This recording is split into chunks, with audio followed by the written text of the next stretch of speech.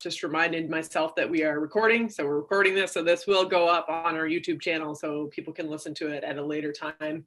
A couple of housekeeping things that I'll say before we get going.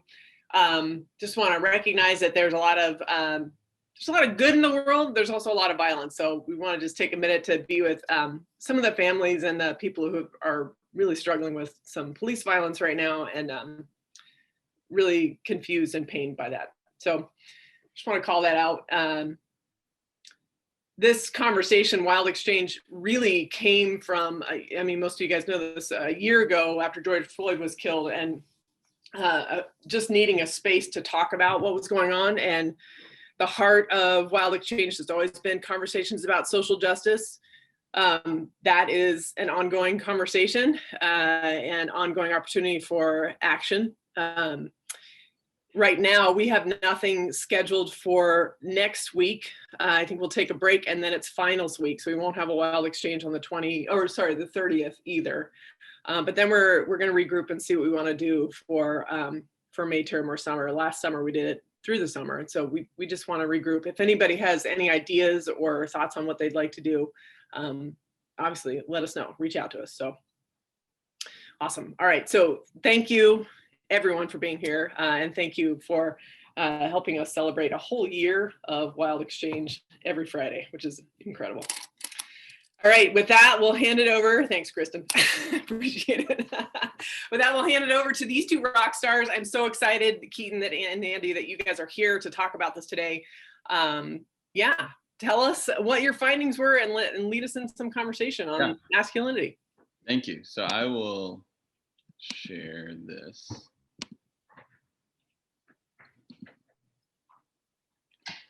So we'll start with a little introduction. I think most of you know us, but for the recording and just in general, I'm Keaton Wood. I'm a senior at Linfield studying finance and sports management. I played 4 years of football and then currently in like my, third, fourth year of track. And yeah. And I'm Andy Starkel. I'm a sport management and psychology major. And I've also played football here all 4 years. And yeah. And so I think really this topic and conversation came out of obviously both of us working closely with Jane and getting the opportunity to have a WildX. And then once we knew that we wanted to have a WildX, the process of like exploring the topic was pretty easy for us because it felt like it was a conversation that we have a lot about masculinity in sport. It's obviously something that we've both dealt with for 23 years of our life. Being a male athlete, you deal with the intersection of masculinity and sport. And it feels like one of those topics that is often like talked about and brought up in discussion, but nothing's really ever done about it. And no like real meaningful change happens just because it's, I think, an uncomfortable topic for men to talk about and something that is easily avoidable. So yeah, we'll get going. So just starting off with masculinity in general, just if anyone wants to hop in, just kind of the first words that come to mind when you hear masculinity. Toughness. I also thought toxic too. I don't know why. Yeah. I think of the origins of sports. I don't know if sports would exist without masculinity. Yeah.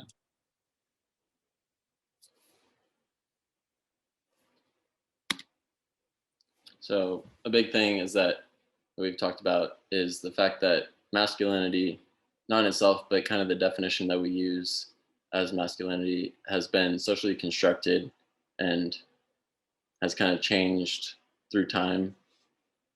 And then this is the technical definition, which we both feel like doesn't really fully encompass and it's kind of broad, just qualities or attributes regarded as characteristics of men.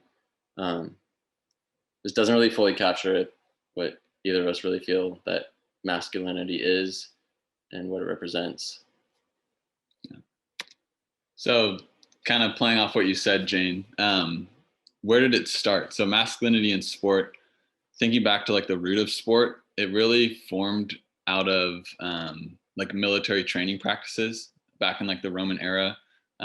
Sport was considered like a display of power and a display of like discipline within the armies. And it would be like this event where everyone came to watch, almost like a military parade in today's day and age. That's where it started. And then obviously forming into the Olympic Games with events like javelin and discus and chariot racing and like racing in body armor and very like kind of what we think of now as very masculine events. And so from that time, which I'm not a historian, but like during this 730 AD, like from then until 1922, women did not compete in track and field. And so, which is track and field is considered a very like kind of like the root of sport. And so you have hundreds, thousands of years that women were not in sport. And so you get that very masculine foundation of sport. And it was really the early ideas of masculinity that gave birth to the sport. You have that like warrior mentality, the javelin, the discus, those like what we think of very like as masculine traits now were what gave birth to sport in the first place. So where are we now? This is a quote from an NFL player. Says, "We're often idolized because of our athletic ability. In many ways, we're considered models of masculinity, which is at the very root of a lot of these issues. And boys look to professional sports as a marker for what is acceptable and what is not." And both of those quotes are from DeAndre Levy, NFL linebacker. Yeah, so just kind of some thoughts on those quotes and kind of how it plays into society today. Younger boys are looking to these athletes and using them as role models. And as DeAndre Levy is saying, that is kind of where the problem starts in society. And yeah, like one thing that Andy and I were talking about when we were coming up with this slide was like, you have very polar opposite like personalities in professional sports and role models that boys look up to. You have like the Kobe Bryants of the world who were able to take those very masculine traits and pretty much embody like everything you think about masculinity. He was on the basketball court. He's very like fierce competitor, hard worker, very mentally tough. And then you take him off the court and he's the girl's dad. Like he's this amazing father and these other masculine traits that aren't always like aligned with what a lot of people think of masculinity, but what should be the definition of masculinity. And then you have like the Ray Rices of the world and these athletes that are on this pedestal and these role models, and then they're abusing women or abusing drugs, and they're on the forefront of what all these kids are looking up to. And so kind of the idea that, just like the quote says, like that professional sports for a lot of boys are that like that gauge of like what's okay and how to act. And you can see it on, especially I think with the rise of like social media, like these trends that are set from kind of the top down.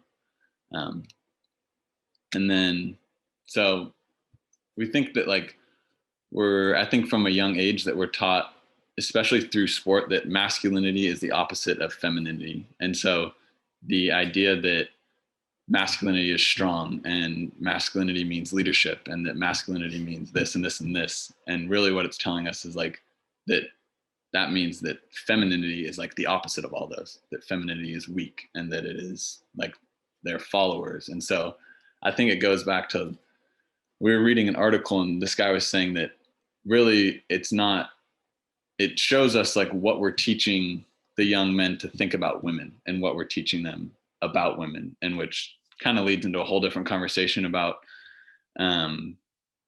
how, yeah, we won't go there, but that the idea that masculinity is the opposite of femininity gives men the idea that they can't embody any of those traits, and that you have to be very masculine in sport. You can't show weakness, that people are afraid to be weak, and that people are afraid to show that they're not tough or that they're unable to do something. And that that can cause problems just because it's like teaching us that there are no traits within femininity that we should embody. And I think that's super dangerous. And then our question to you guys is, what do you think the message is being, or what message is being conveyed to young boys today, both through sports and through what, like the masculine aspects of sport? And you can take some time to think about it or put in the chat or shout it out. No, I was just going to ask you guys how prominent sports was when you were growing up, because I feel like now with social media, things may have shifted maybe a little bit, but I feel like it is what your point earlier of like sport just being such a big part of society, and with like events like the Super Bowl, like that's like almost like a national holiday, and how just regular it is to see like this, like guys tackling each other on our TVs every day, every week, you know. So I was gonna kind of ask you the same question of what you experienced growing up. Yeah, I mean, Andy and I were talking about that earlier, like, and I had this same conversation with Laura at practice the other day, that like sport is really one of those few arenas where men are taught that they can fully embrace masculinity. Like, it's okay to go out and hit someone as hard as you can. It's okay, like it's okay to express emotion. It's okay to like fully involve yourself in that masculinity. And so I think that's always been like an outlet. Like growing up, like all your role models, or at least for me, like most of my role models were athletes. And when you're younger, you don't really look past like their athletic performance. And so you view like that, the peak like masculinity is like that LeBron James, the idea of that professional athlete is like what peak masculinity is taught to us, I guess. And so,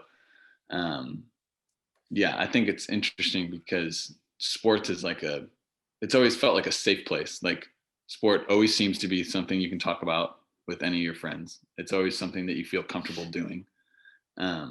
And so I think some people like almost fall back on that. Like if you don't know what to talk about with a buddy, like it's sports. Like that just seems like something you can always talk about. But. Hey, Keaton, Andy, to answer your question, I look back at my youth and growing up with sport. Culturally, there was a difference, I think, culturally. You know, growing up in Hawaii, the masculinity is very evident. Then you think about your coaches, your leadership, you know, older coaches versus younger coaches. You know, you see it with the older coaches kind of keeping the trends of the way they were coached and continue the trends of this masculinity way about coaching and preparing male athletes, you know, versus the newer generation of coaches and how they coach. You know, some of the older coaches adapt to change, you know, are willing to change. And then you have some older coaches who do it the way they're taught to do it, and that's the only way to do it. I guess the answer to part of that is the leadership and how you're being coached, you know, and the coach's approach to how they go about teaching and coaching, especially with the youth. And I noticed that, especially with when my son was younger, playing football, tackle football, and to hear these guys talking coach, you know, they use phrases that kind of amplify the masculinity, you know, don't be tough, you got to be tough, hit them hard, blah, blah, blah, don't cry, you know, stuff like that. You hear that when they're younger, especially and those coaches were probably coached that way when they played when they were younger, you know. Yeah, no, it's interesting you said. I remember like my first year of football in third grade, we had our coach he's like a punter at Notre Dame, very much like was in the military. And I remember him saying almost every practice, like you're practicing in the middle of August and it was like, real men don't need water. Like we'd ask for water breaks and it was like, real men don't need water. And like thinking back on that, it's like, how backwards is that? Like that has nothing to do with being a man.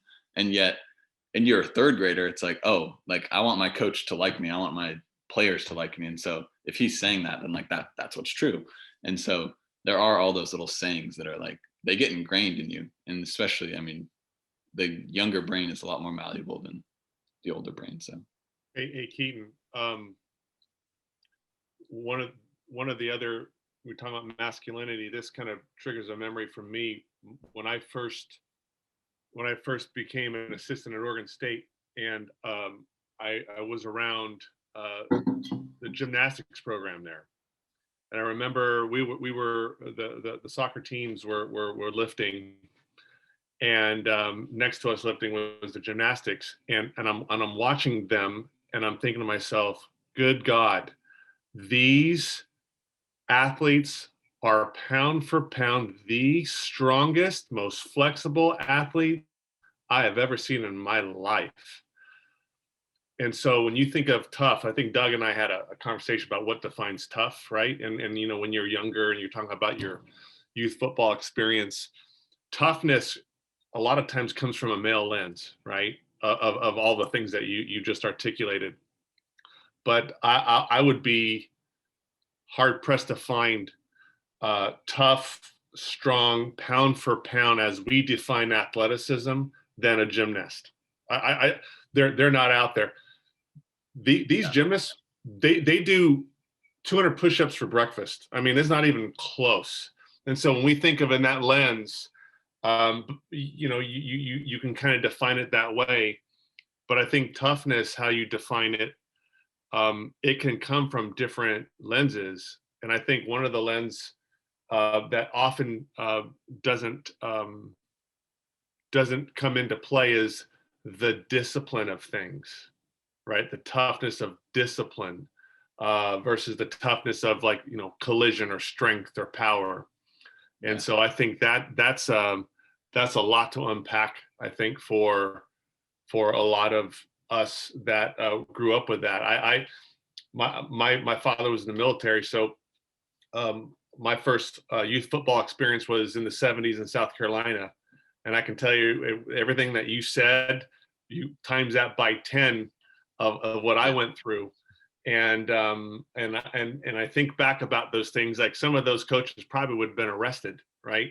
You know, going through what I've gone through. I guess the question is, going forward, you know, is it something that gets phased out generationally through education, like forums like this?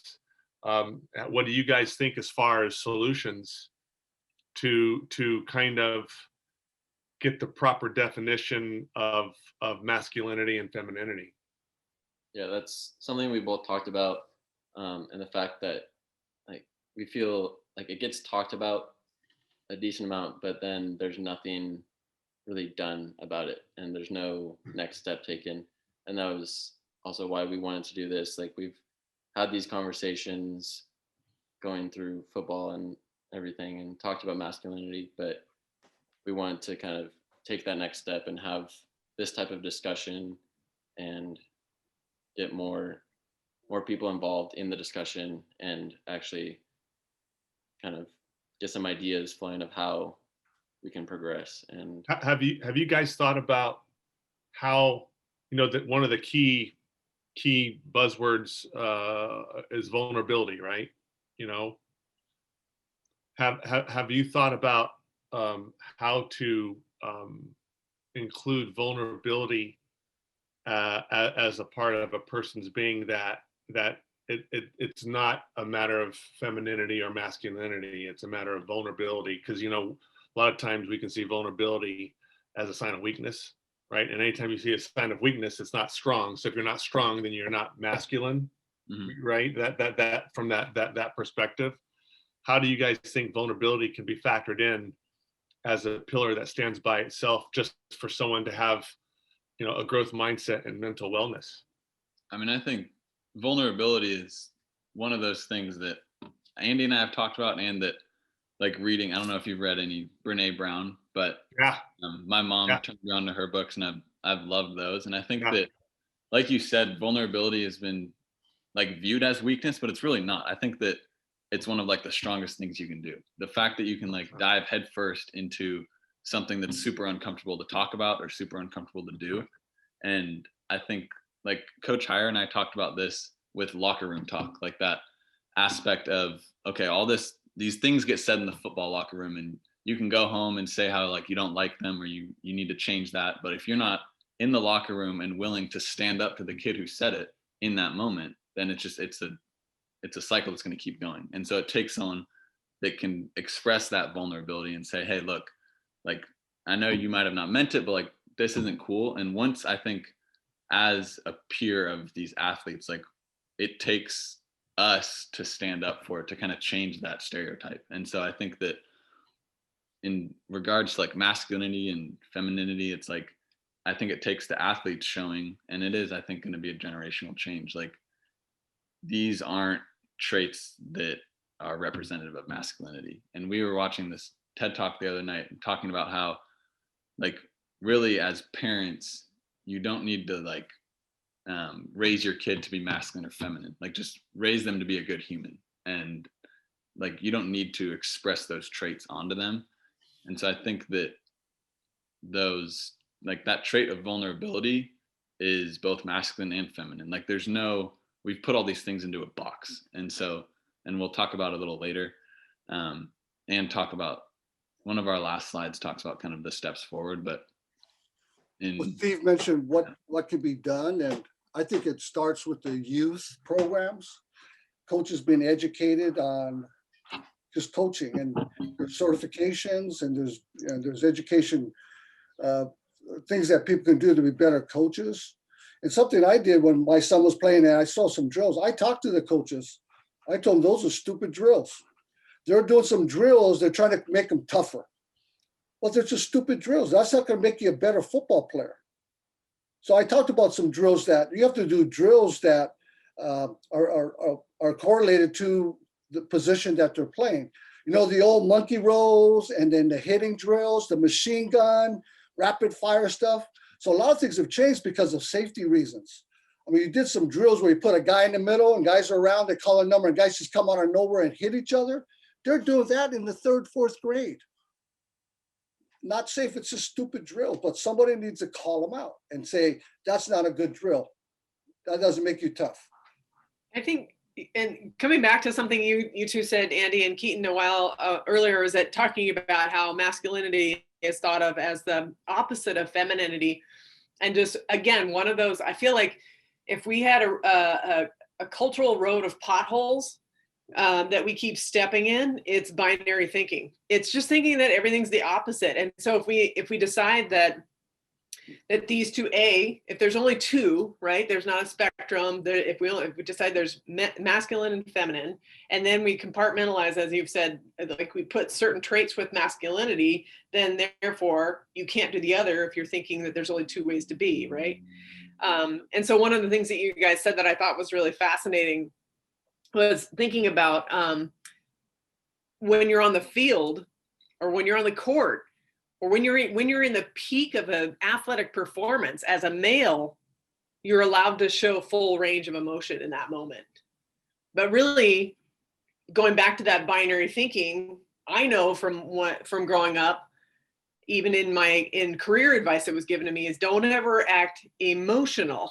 That's feminine. That's weak. That's not leadership. When really, like, experiencing the full range of emotions is human. And so it's great that on the field at certain moments, you can, like, you score that last goal, you can drop to your knees and cry and everybody's good with that, right? But can you do that in a moment when you're really suffering, you know? So those are when it's off the field, right? So that's just is a really, I'm going to chew on this for a long time. This is good stuff, basically. No, really Jane, I was going to say the same. Well, Keaton, earlier you said, like, when you're on the football field, like you can be emotional, but I was like, more, it almost feels like more like you can be aggressive, not necessarily like emotion. Like Jane said, like, we're told not to be emotional. And it is just so wild how our society, like, my friends have started having kids, and so I'm like buying them baby gifts, and I'm like, literally, it's blue if it's a boy, it's pink if it's a girl. And it's like, what, like, why, like, it's so ingrained in everything. And it's like, girls should be, you know, one way. And Jane, you stole my binary thing. It's so wild. And I would say, added to that, and this is a whole different WildX. Yeah. And this may have changed generationally, but when I was growing up, the opposite was true for women. So when I was on the pool deck Mhm. and I just like won an event, I could show the full range of emotions too, including ones that seem masculine. I could be like, wow, I could do that because I just won my event. But if I did that in a social circle outside, that would be really off-putting for someone because they didn't see that as femininity. Anyway, so that's a whole different Wild X, Yeah, but this like is the whole this is good. Go tomboy ahead. thing Keep too going. is crazy. Yeah, keep going, guys. I mean, Coach Heyer, by the way, that activity in South Carolina was called Bull in the Ring, and I still think I have a concussion from it. So just FYI. yeah, that honestly, I think we were talking about that last night with, do you guys remember when Serena Williams, I think it was like in Wimbledon, and she was pissed and started like smashing her rackets and all like this outcry about how she was like an angry mother and like all this stuff. And then meanwhile, the same weekend, like Roger Federer does it and it's like, oh, he's just upset that he's like lost a point or something. And so it's like that double standard of like, okay, a woman can't express that sort of like angry emotion in sport where it's like, you're playing the same sport, so why does it matter? But the same thing goes for, I think, men. Like crying, losing a March Madness game, totally acceptable. You cry like hanging out with your friends and it's like, what are you doing? And that's just, yeah, we can keep going now. Let's see. Oops. Okay, so we are gonna create a couple breakout rooms and just 2 things to discuss. So we'll give you about, I think, 10 minutes. Discuss the positive impact of masculinity within sport, and then what are some damaging aspects of masculinity in sport. How do you do breakout rooms?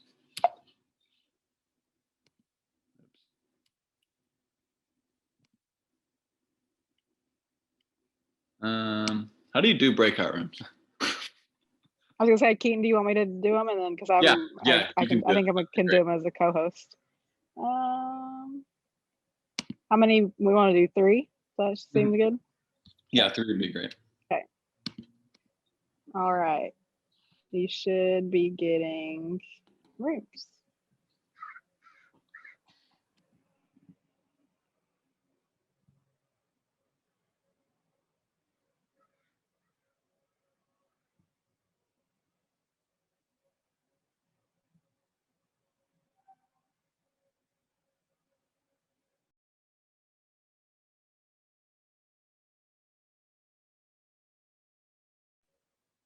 Did you get a room, Jane?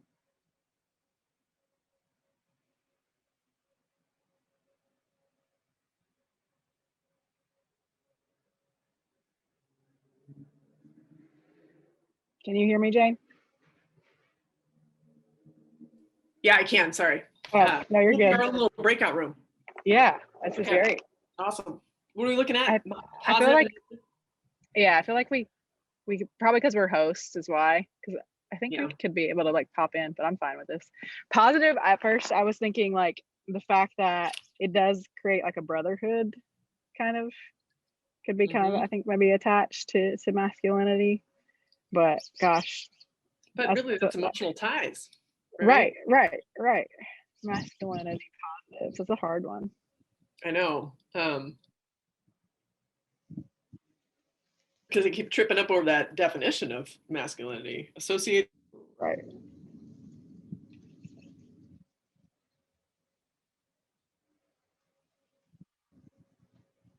Oh, you froze. I wonder if it's mine. I'm gonna turn my video off.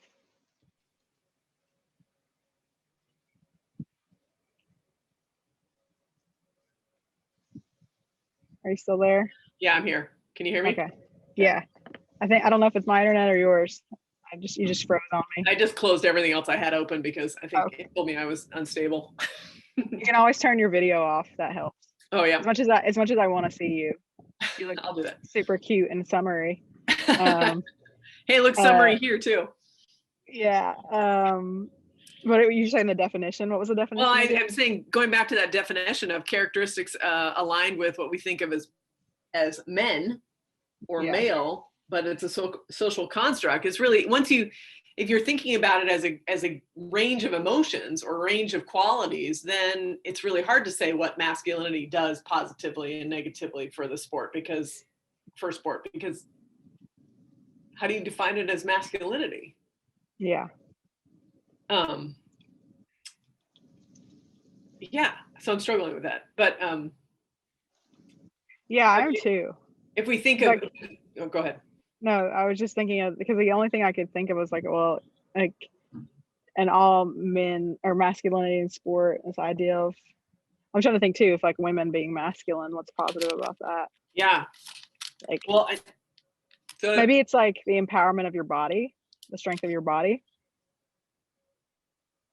yeah, and maybe like when you think about a social construct of masculinity versus femininity as it relates to our bodies, masculinity is using your body, femininity is displaying your body. Mm, So using your body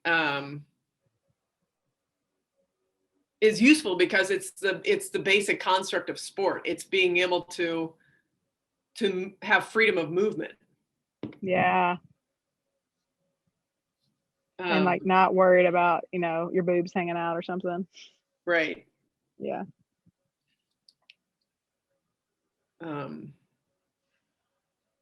But then again, it goes back to that binary. If we think that Right. displaying your body is feminine, then that changes how people in society think about women in sports. You think about think about volleyball shorts. Oh God, yeah. WTF, man? Why? Yeah. Why? Yes. Yeah. Yeah.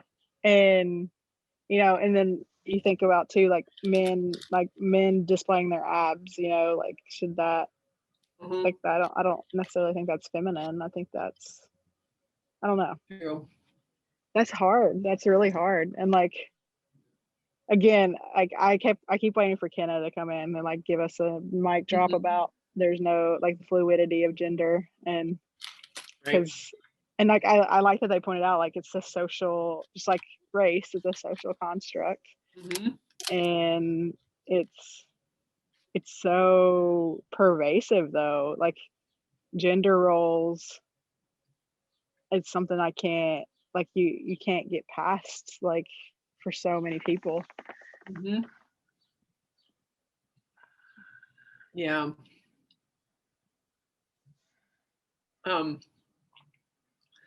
Yeah, just thinking about Kenna coming in with the mic drop, which she'll undoubtedly do.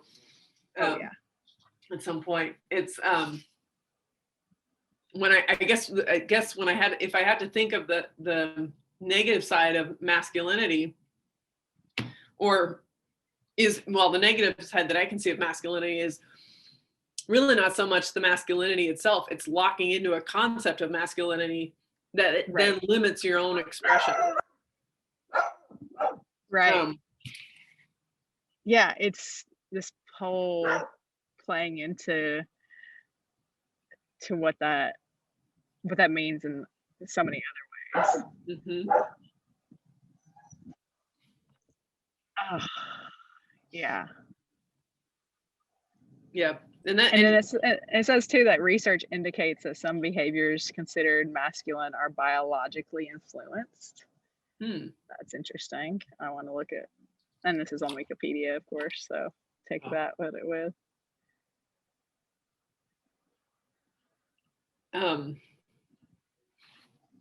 It'll be good to, what's interesting I noticed about, I'm glad we're doing breakout rooms because we get to hear what other people are saying when we come back in. But one of the things I learned in recording last week's WildXchange is that it really just is recording us right now. We're not getting anything on the recording.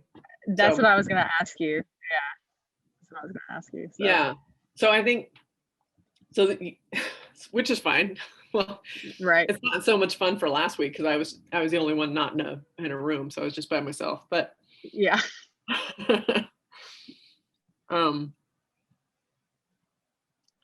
Well, and I wanted to bring up too this idea of like fatherhood, like mother and father roles too, of like, it always kills me how when it's like the mom, whenever the dad's taking care of the kids, it's babysitting.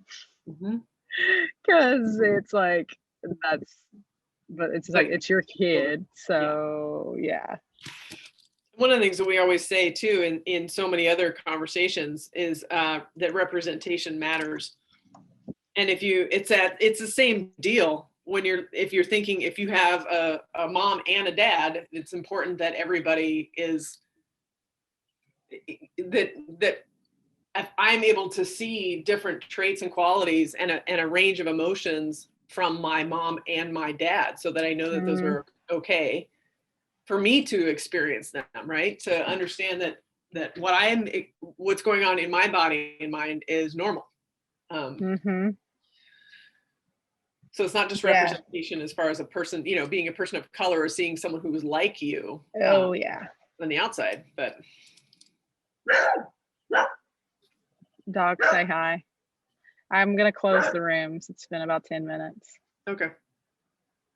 It goes by fast. It does go by fast.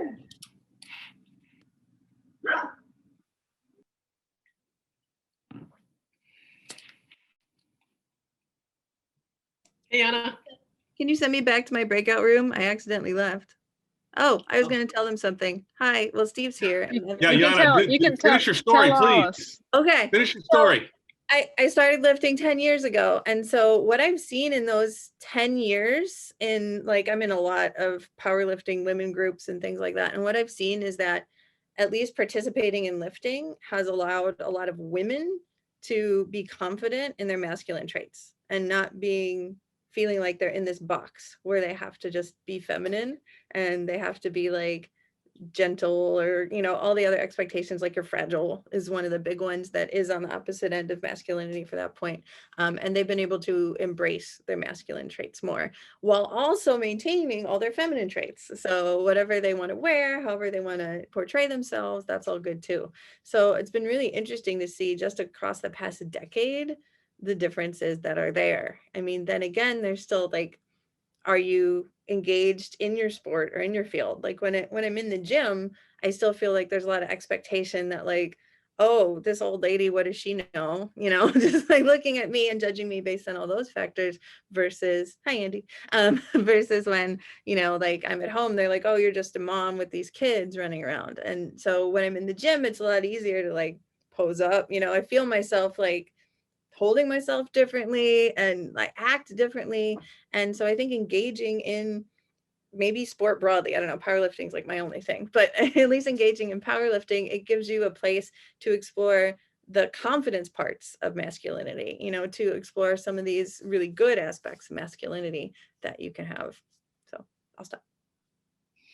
That's badass, Yana. I love it.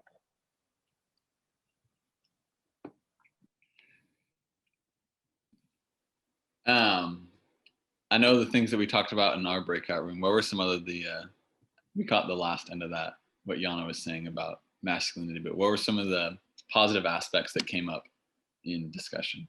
Was Yana in your breakout? She was not. No. Okay. Sit was on a great, he got cut off mid-sentence, but he had some good things to say at the end.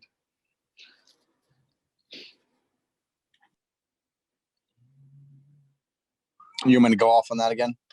Oh, no. I was just saying that you can if you want. I was recognizing that you didn't get to finish your thought. Yeah, I'll let someone else talk. And we can start. I know that in our breakout room on the positive side, it related to a little what we touched on earlier about like sport being that arena where we can fully embrace masculinity. And like growing up, I know that was where I was most confident, like by far. Like that's where I talked the most. That's where I made the most friends. That's where I felt like I belonged. And then you like flip that on its head in school. Like I never wanted to speak up in class. I felt like I was going to be judged. It was like, but how, what Sit was talking about a little bit is like that it's easy to, in sport, embrace what we consider like masculine, but then how outside of sport do we embrace that in a way that we feel is like it's accepted by society? And so that was a little bit a positive and negative that we talked about. But well, Keaton, to be honest, in our breakout room, we talked story a little bit, got off track, well, which is good. But I shared a little bit about culturally, when I was growing up, and I didn't show this a group, it just came to mind, but I touched on this in our group. But when I was growing up, I watched my mom compete. I never saw my dad compete. He was a military guy, but I watched my mom compete. She played competitive softball and bowling. So I kind of learned how to compete watching my mom because I liked that part of it. And then with family get-togethers, my aunts and my sisters, the family, it was the women who led competition because they loved to compete. And it was less the men, it was more the women. So I learned a lot from the women in my family in competition.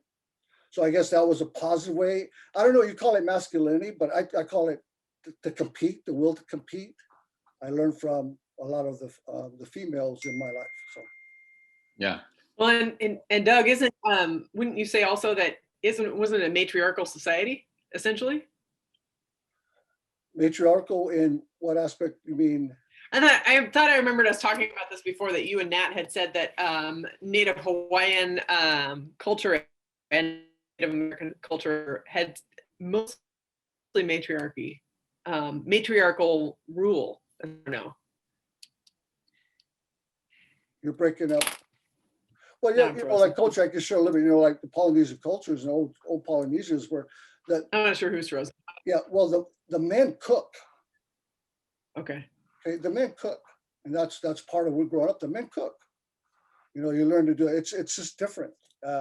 What traditionally, America is the traditional. The women cook, the men work. That's not like that in Hawaii when we grew up. It's different. So I just grew up in a whole different mindset. It's just the trends, the norms are different. Yeah, and like that's I feel like a lot of indigenous communities, they do have that matriarchal. Like I know growing up, like our women's sports were like more popular than our men's because our women were really good. Like they won the state, and so it was so. I still have students who like tell me that they go to college and they're like, "Why doesn't anybody come to our games?" And it's just really sad. But sidebar, but yeah, it is definitely, there's that cultural aspect for sure. Yeah. So I will continue. So this won't be a breakout room, but you can toss any answers in the chat or just unmute yourself. But taking a more like holistic view of masculinity in society, both positive and negative aspects of masculinity in society. Some of the first things that came to mind. One of the comparisons that Nat and I were in our own breakout room, and one of the comparisons we were realizing we were struggling with actually defining the first two questions because of thinking of masculinity in terms of a binary, masculine and femininity. That sort of threw us into a weird place where we couldn't answer the question. But eventually we came to this place where we were thinking about that one of the awesome things about sport, and this can be aligned with masculinity in our culture and in society, is the freedom to use our body, the freedom to express ourselves physically by getting out there and like being able to play, being able to compete, being able to just get after it. And how if we go back to that binary thinking, the opposite, or the quote unquote feminine, would be displaying our bodies versus using our bodies, right? Using our bodies as agents, to have agency in the world. The feminine equivalent would be, or opposite would be, displaying our bodies. Yeah. Which sets up a weird dynamic. Yeah, definitely.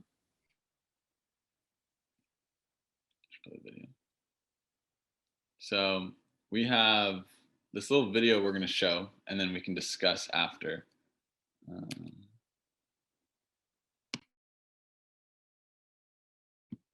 Can everyone see the video?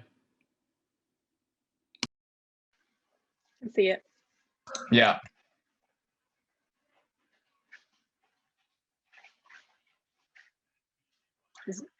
You might have to share audio.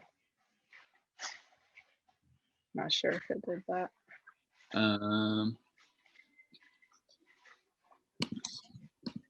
I think you just keep yourself unmuted, Keaton, it should work. Don't cry. Pick yourself up. Stop with the emotions. Don't be a pussy. Don't let nobody disrespect you. Be cool and be kind of a dick. Always keep your mouth. Nobody likes a tattletale. Bros come before hoes. Don't let your woman run your life. You bitch.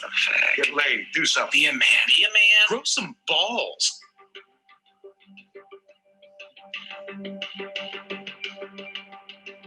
The three most destructive words that every man receives when he's a boy is when he's told to be a man. We've constructed an idea of masculinity in the United States that doesn't give young boys a way to feel secure in their masculinity. So we make them go prove it all the time. Within their peer group culture, each of them is posturing based on how the other boys are posturing. And what they end up missing is what they each really want, which is just that closeness. In good times, guys are like really close to each other. But when things get a little bit worse, you're on your own. From middle school, I had 4 really close friends. Once I kind of went into high school, I struggle finding people I can talk to because I feel like I'm not supposed to get help. Our kids get up every morning. They have to prepare their mask for how they're going to walk to school. A lot of our students don't know how to take the mask off. What is it you don't let people see? Almost 90% of you had pain and anger on the back of that paper. If you never cry, then you have all these feelings stuffed up inside of you, and then you can't get them out. They really buy into a culture that doesn't value what we've feminized. If we're in a culture that doesn't value caring, doesn't value relationships, doesn't value empathy, you are going to have boys and girls, men and women go crazy. I had anger issues in high school. I felt like an outcast. I've been suspended at least once every year I was here. We would just look for trouble and just like try to fight. Boys are more likely to act out. They're more likely to become aggressive. Most people miss that as depression or see it as a conduct disorder or just a bad kid. I felt like just giving up on life. I had suicide thought to my head in 6th grade. I felt alone for a long time. And I actually thought about killing myself. Whether it's homicidal violence or suicidal violence, people resort to such desperate behavior only when they are feeling shamed and humiliated or feel they would be if they didn't prove that they were real men. If you're told from day one, don't let nobody disrespect you, and this is the way you handle it as a man, respect is linked to violence. If I can man up, why step down from that? You feel me? It's like instinct. So man up, Man up! Oh, some fucking balls! Act like a man. Be a man. Be a man. For my kids, I was going to end this hyper-masculine narrative here.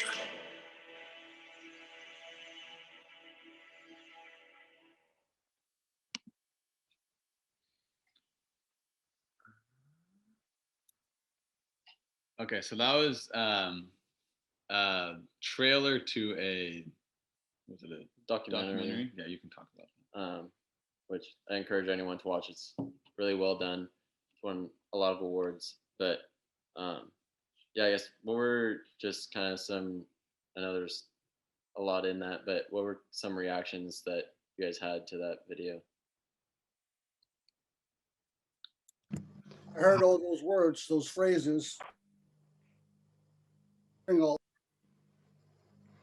I think there's a positive side that can be seen in what we have, we can do with sports, and that would be to teach, kind of like what Hire was saying earlier, it comes down to the youth coaches, and it would be the ability to teach young men in particularly the difference between masculinity and what good masculinity looks like. And this is something that Coach Hire also mentioned when we were in our breakout room was there's the guys that you see that they take it too far, and it's the ones that don't know how to switch off that masculinity switch between competition and life. And it's the ones like you're talking about, like the Ray Rices of the world, that you don't really see this off switch. And so I think that little trailer kind of gives you the notion that these kids, they need to be taught about masculinity, and there's really no better way to do that but through sports.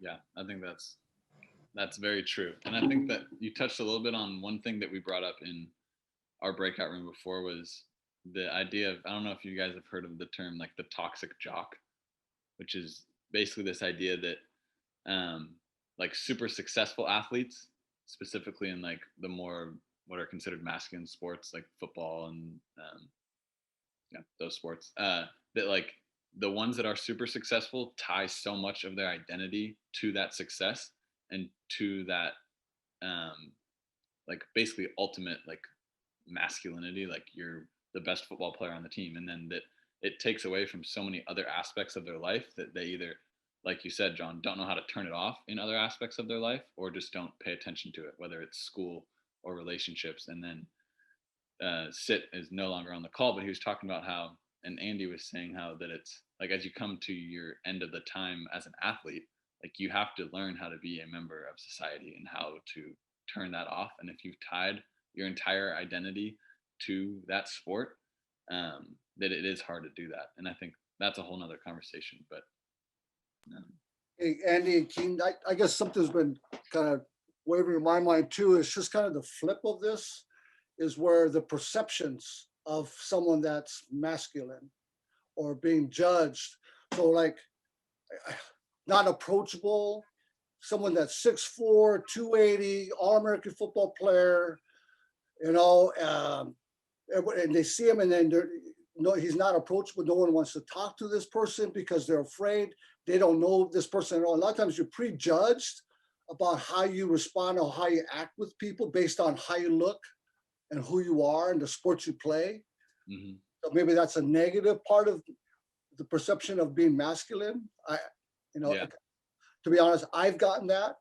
Oh, don't talk to him. He's going to kill you, or he's going to beat you up, you know, or and until you know me is, well, you know, Jane and Nat know me. I mean, I can be as emotional as anyone else, but at the same time, people have this perception, oh, that big guy, he's scary. Don't talk to him. He's going to hurt you, you know, things like that. So, yeah, I think that we've Andy and I have talked about that, just the simple example of being in class and like first day of class, like you go around and like, oh, I'm a football player. And it's like instantly like half the class, like they won't listen to what you say because there's this perception that you're either there for just football or you have like everything you say is going to be like tinted in their vision. And so it not only is it, and I'm sure it's different for like bigger football players too. Like if you have a lineman in class and they say something, it's like, oh, he like, why is he in class? And so it is that there's that negative aspect to it. we have to sit in the back and we can't fit in the desks. So exactly. Exactly. Okay. So this was a terminology that we came across in researching for this WildX, the man box, and not in a way of like creating like a grilling set for like your buddy or like sexual innuendo, but like what are some of the first terms that come to mind when you think of man box, or what have any of you heard of it in this term or this light before? Just like putting someone in the man box. How do you define a man? Is that what you mean? Yeah, kind of. Okay. Yeah, so this was a concept. I think his name's Tony Porter. Him and one of his buddies came up with it. He has a TED Talk that we're going to show a little bit of, but it's like the figurative box that men are placed in by society. And so whether it's like characteristics or traits that have been assigned to them, or ways that they're supposed to act or things that they're supposed to do, and the idea that like society has put them in this box and that it's inescapable.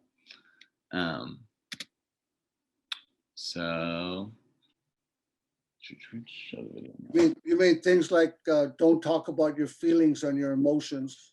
Exactly. Yeah. And so with a little more context, like what traits or rules do you guys think kind of live in that box? Like you said, Doug, the don't talk about your emotions, the don't cry, the be tough, the you're on this, like you're in this alone. Like I know that's a thing I've talked to my dad before about, like that fathers are supposed to be like, obviously like they're supposed to like lead the family, and that like if something's wrong, like they're supposed to deal with it on their own, and like they can't talk about anyone or talk about it to anyone. Yeah. I think there's also pressure for men to provide, like be providers. Mm-hmm. I've had several friends who've had that issue where they feel like they're in a relationship where they're not like pulling their weight almost. Yeah. I think something that comes to, oh, sorry. I think something that came to mind was just like in regards to getting like professional help, and the stigma surrounding men going to therapy is a really big thing. Just because it's therapy just in general is seen as like if there's something wrong with you versus just processing emotions.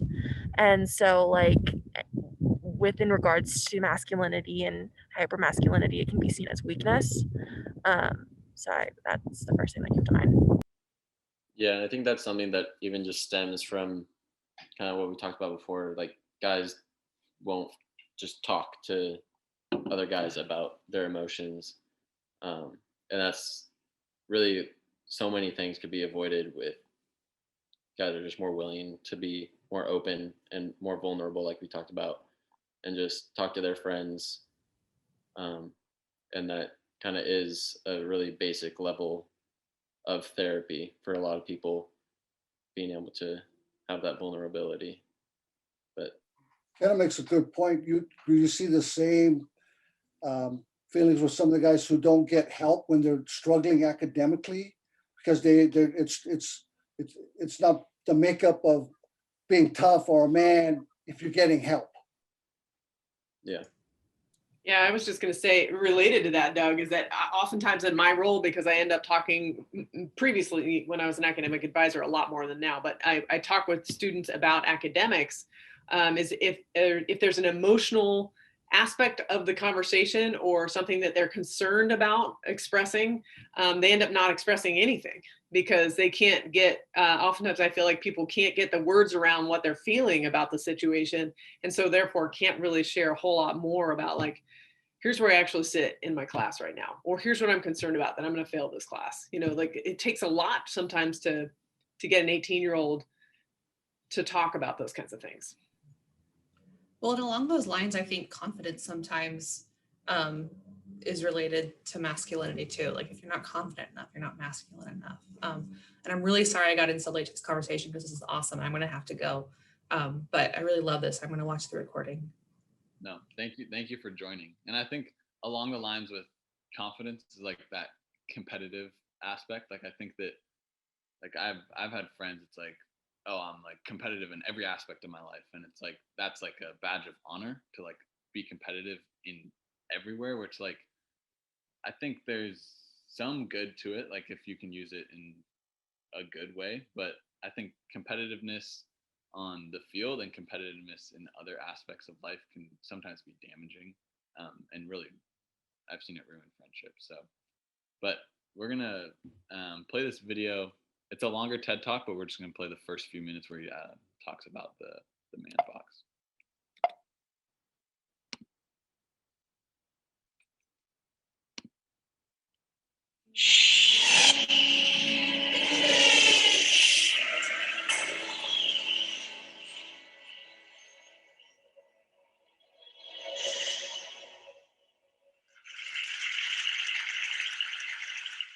I grew up in New York City, between Harlem and the Bronx. Growing up as a boy, we was taught that men had to be tough, had to be strong, had to be courageous, dominating, no pain, no emotions, with the exception of anger and definitely no fear. That men are in charge, which means women are not. That men lead, and you should just follow and just do what we say. That men are superior, women are inferior. That men are strong, women are weak. That women are of less value, property of men, and objects, particularly sexual objects. I've later come to know that to be the collective socialization of men, better known as the man box. See, this man box has in it all the ingredients of how we define what it means to be a man. Now, I also want to say, without a doubt, there are some wonderful, wonderful, absolutely wonderful things about being a man. Well, at the same time, there's some stuff that's just straight up twisted. And we really need to begin to challenge, look at it, and really get in the process of deconstructing, redefining what we come to know as manhood. So this is Tony Porter was one of the guys that first came up with the idea of the man box. But I think that first of all, you should watch his TED Talk. The rest of it is super interesting. Does that bring up any thoughts or any other ideas related to this, or really the topic in general? I'm going to sound a little bit like a broken record again, but I think this largely comes down to parenting, but we don't have the ability to change parents. But what we do have is the ability to change the way that young kids through sport think about this type of a situation. And I come from a big family with a very old school father and mom too. So it's my dad is very masculine. My mom is very feminine.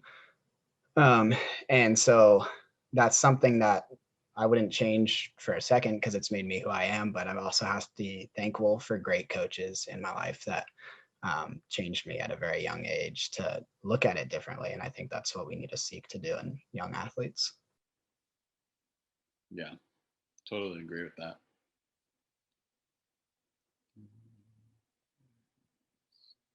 I think too, a lot of it has to do with being comfortable being uncomfortable and like having tough conversations, because a lot of it's driven by fear and not wanting to have a conversation that would radically change a lot of people's mindsets. And so I think it, the example that I was talking about, like just because I was out here with a group of people when we were listening, was like in regards to programs and trainings about like masculinity or just like gender studies in general. Like classes are predominantly like women, and like sometimes the topics that are covered in class aren't just applicable to women, but it's a lot of it is driven by like fear and like, oh, gender studies, it's feminine, this is only for women kind of thing, like men don't need to talk about whatever happens in gender studies classes. But it's just getting over that initial hurdle and barrier. Yeah.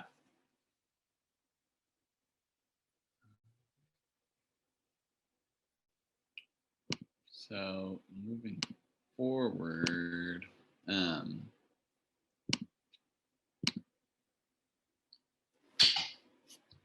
so this is just a little bit of some ideas that we had, some quotes from different places in our research. So this is one quote: "Since we are taught that feminine," and this is kind of what we talked about before, taught that feminine is the opposite of masculine, we either have to reject embodying these traits or face rejection ourselves, which again, we talked about before, just kind of that damaging view of masculine versus feminine. Being afraid of appearing weak, and then the opposite of weakness being power. And that's where a lot of the problems start. Yeah. And then we touched on it before, but that athletes are considered the models of masculinity. And I think that it's both good and bad depending on who the athlete is, especially at the professional level. And then that masculinity comes with a presumption of heterosexuality, and that just because you play a sport means you're heterosexual, or that that's like how it's supposed to be. And then that Andy and I talked about this last night, just like this double standard of how it feels that like society today wants us to be less masculine, at least less masculine compared to what they've defined as masculinity. And at the same time, like amongst a lot of our peers, being less masculine is viewed as like a bad thing. And so you get pushback from both sides. And it's like, really what we need to do is redefine what masculinity is. And I think that touching on what Coach Steve said earlier, like that next step forward is that. And how Andy said earlier, like that the definition of masculinity is a social construct that's been created throughout however many years, and that changing that is really that first step toward progress, and showing people that masculinity is a good thing, and when it's defined by this, this, and this, and that embracing that, and yeah.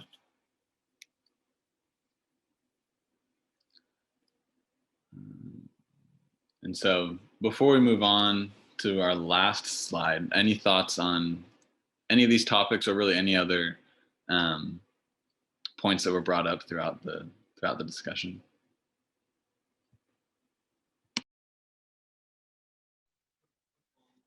Well, when you're talking about like the idea of, playing sports, and just not to go completely, this is another WildX probably altogether too, but the ideal for a lot of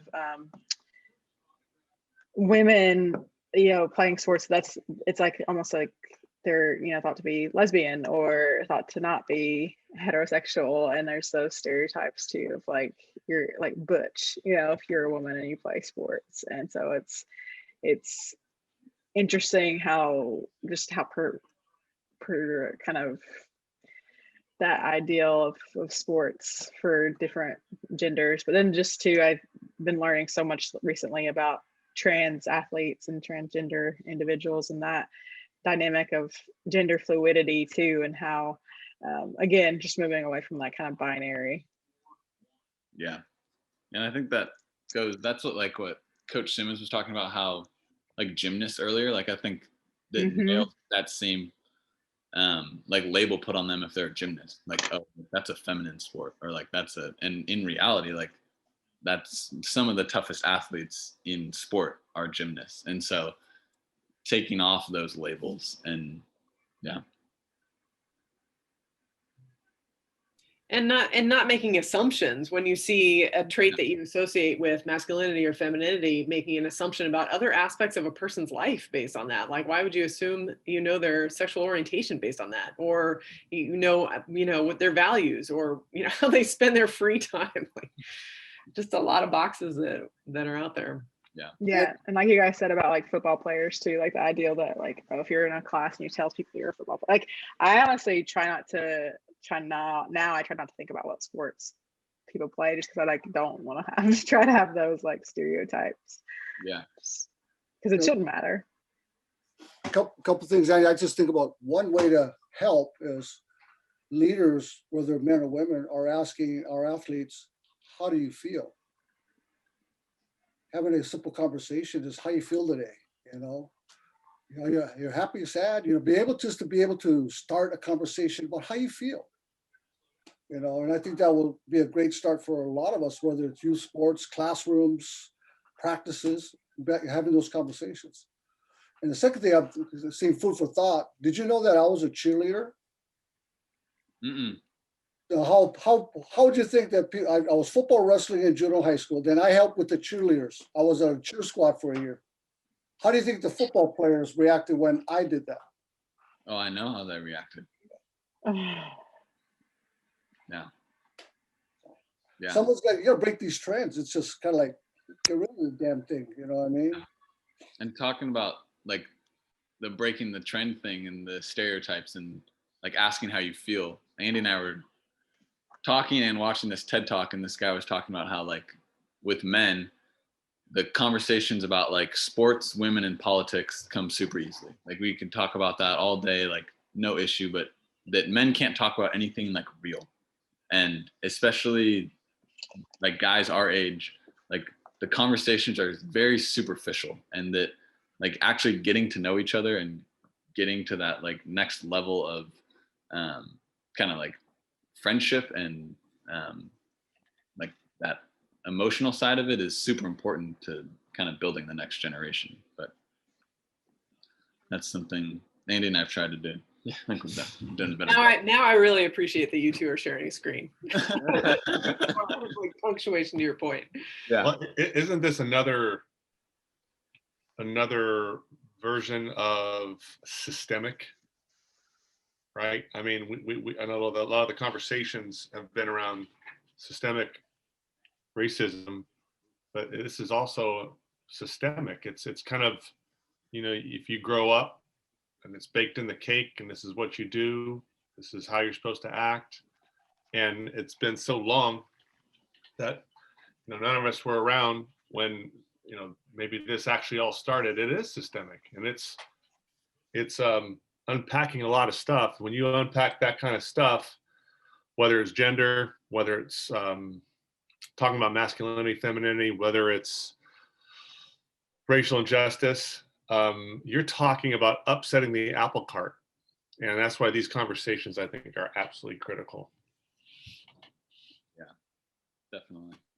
Yeah, I agree, Steve. Like, it's the systemic, societal, like, just these implicit things that we're all attuned to. It's pretty mind-blowing. And it's almost like once you see something, you can't unsee it. And it's really really scary kind of sometimes to be like, oh my God, this is what we've been doing for so long. Yeah. That's why I'm super excited though for you guys and for like Kenna and Evan and all you students, because I'm like, you're way ahead of the curve. Like, it's exciting. Yeah, thank you. Well, thank you guys for this. We have one more video to kind of leave us on more of a positive note, and kind of what seems like a way toward healing this.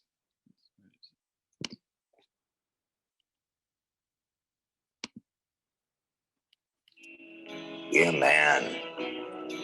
Took me a while to learn what that meant.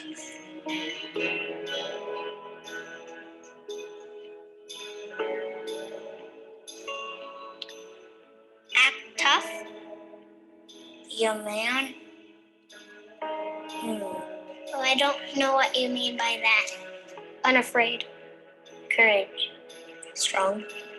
Like, if somebody dares them to do something and they won't do it, they say be a man. Awesome. Insult. Older. People have said be a man to me, and because I was kind of being a wuss and they were basically telling me to buck up. I feel like it's kind of sexist when someone just says be a man. Well, there's strong women as well. Strong. Stupid. It's almost a sexist phrase too. Like, if you're not being a man, it's kind of saying you're being a woman in a way too. Take responsibility. Insulting. Focused. Because to be a man, you need to be focused and strong and have a good understanding of the world around you so you can be a better person. Misleading. I've learned that being a man doesn't mean to shut out your feelings, is to embrace them. Strong. First word that popped in my head was derogatory. A lot of people feel that when you're telling someone to be something, you're inherently wrong because people can be anything they want to be. Someone who's can be a hero to someone. As long as you own up to it, then I think you kind of define that role. What does that mean? Well, it seems really kind of one-sided, one-dimensional. Remember your duty. Toughen up. Bullshit. What does that even mean? That's such a vague term. Be a man. You know what? Classically, men have beat the shit out of women. That's what men have done. And so that's not the man I want to be. Being a man is being responsible. It's being able to take care of yourself. Tough. Provide, secure. Pump some iron. To stand up for what you believe in. There's no real definition of what that is to be a man, but there's an assumption when someone says it like that there is a very clear definition of what men should be. Strength, conviction, responsibility. Overrated. Well, who defines what a man is? I mean, we all have to walk our own path. What I consider to make me a man may not be what makes you a man. For me, it's like hardworking, strength, sexist. It's a very accepted form of sexism. To be the man, it implies that you need to be something specific. Silly. Relative. Honest. Take ownership. Cliche. Choices. Honesty. Being true to yourself and your surroundings, the people you work with, the people you live with, the people you love. Trust your instincts. Be strong. Don't let people push you around, and be kind to women.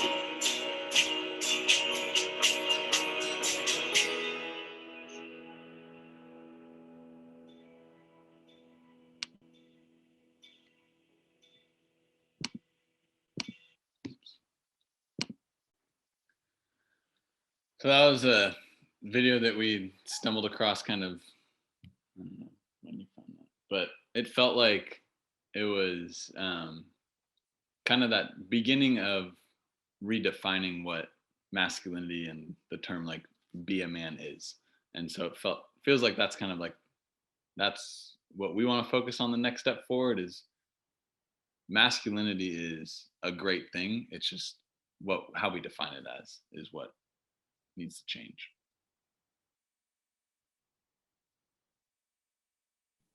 Awesome. Thanks, you guys.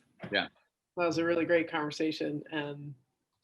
Yeah, I apologize for my part in the chat today. That was weird. But that was from way earlier on when we started talking. But yeah, that was fantastic. Thanks for sharing that, Natalie, too. The podcast that Kenna and B are doing. I think we could do a whole nother conversation on this, you guys. At least one. Yeah. Yeah, we'll do that. Yeah.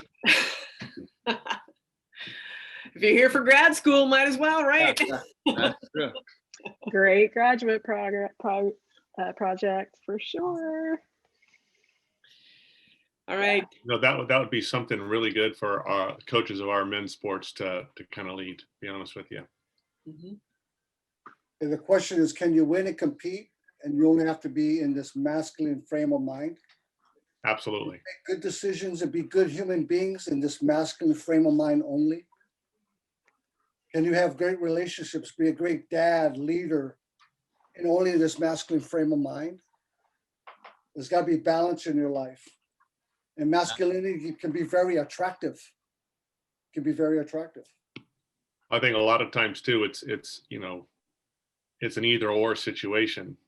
And I think this is what Doug, you say it perfectly. It's a both and. You can do both and that and still be competitive in we're talking about sports, but still be vulnerable, right? You can do both. And I think that's where it's the breaking down or repackaging of how we define masculinity and femininity, both of them.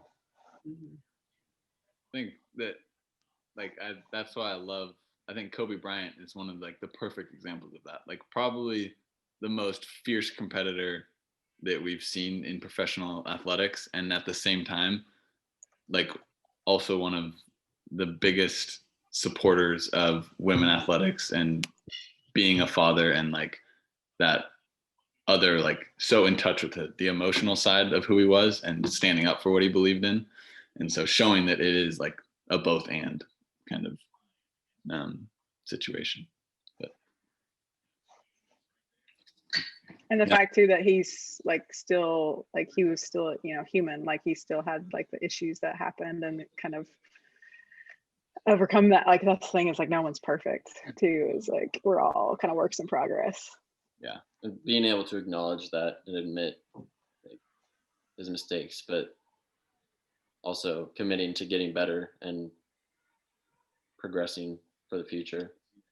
Yeah. At least having the flexibility to approach different situations differently. And you might screw up at times, but like you were talking earlier, Keaton, about being competitive, and some people say they're competitive in every aspect of their life. Well, you wouldn't approach a football game the same way you would approach holding your infant or working with your spouse on something, right? If you go in with that same mentality, it's not gonna work. It's just not gonna work. And so we have to be flexible in how we approach our own emotions and how we approach situations, and we will absolutely fail at times, and that's fine.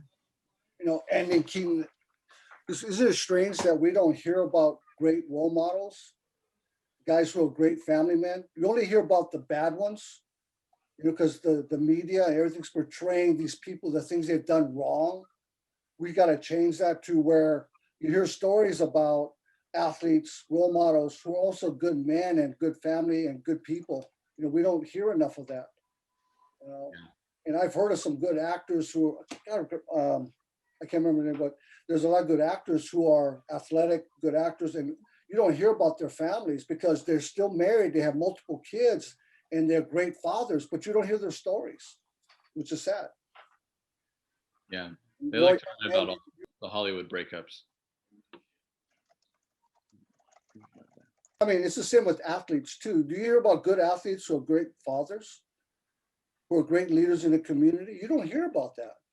Yeah, I mean, the biggest one that comes to mind for me is Russell Wilson, but there you go. Outside of that, yeah. How many kids does Russell Wilson have? Do you know? What's that? How many kids does he have? I believe 2. Well, one that he had with Sierra, and then one that Sierra had prior to. I mean, just like that, there's great stories. There's a lot of good people out there. We just need to. It's like when there was that whole backlash about, there was a video of like Tom Brady like kissing his kid. Oh yeah. And everyone was like ragging on him, and I was like, my dad kissed me all the time. Like, why is that a bad thing? Just because he's an athlete and doing it, or what? Like, what is because it's not like masculine to do that. Like, so it's changing the light that those are viewed in. But we're gonna have to move this. Computer's dying. Yeah, that's all we have like presentation wise, but thank you guys for being a part of it and contributing to an awesome conversation that I'm sure will take other forms. So yeah, I think it'd be great to have this kind of conversation again before like the fall semester, like over the summer, and we can get more people and when everyone's out of season. Totally.